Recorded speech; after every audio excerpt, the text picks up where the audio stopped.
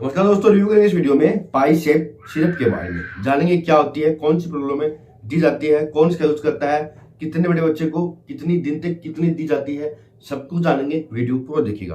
देखिए, पाई शेप एक ब्रांड है एलकेम कंपनी का। दोस्तों, ये दो स्ट्रेंथ में आती है, 50 mg और 100 mg। लगभग हर दवाई दुकान पर आसानी से मिल भी जाती है, लेकिन इसको चाइल्ड स्पेशलिस्ट डॉक्टर प्रिस्क्राइब करते हैं। कभी भी इस दवा का सेल्फ यूज नहीं किया जाता। ठीक है, छोटे बच्चों में दी जाती है।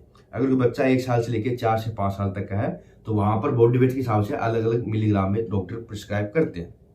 ठीक है, बात करते हैं भाई इसकी डोज क्या होती है। देखिए, डोज 5-5 ml दिन में 2 बार हो सकती है।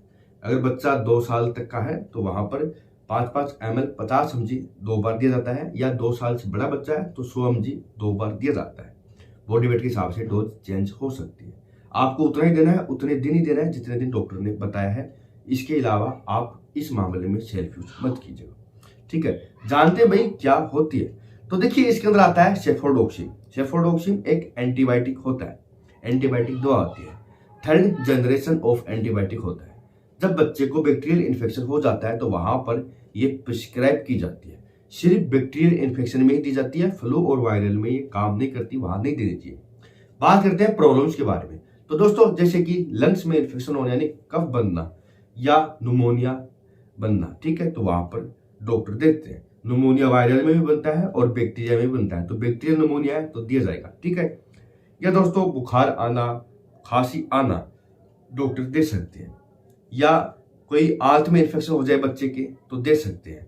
यूरिन में इन्फेक्शन हो जाए बच्चे के, पेशाब में बच्चे की दिक्कत हो रही हो तो बैक्टीरियल इन्फेक्शन के कारण हो है ये प्रॉब्लम तो दे सकते हैं।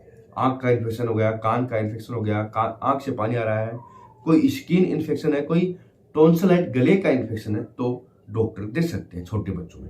बात करें इसके मोड ऑफ एक्शन के बारे में तो कुछ प्रोटीन्स कुछ एंजाइम्स को बनने से रोक देता है, जिनके कारण बैक्टीरिया अपनी ग्रोथ को बढ़ाते हैं। जिससे बैक्टीरिया ग्रोथ नहीं बढ़ पाती और वो खत्म होने लगती है। उनकी सेल वॉल होती है, जो बाहरी दीवार होती है, उसको भी गिराकर काम करता है, जो सुरक्षा कवच होता है।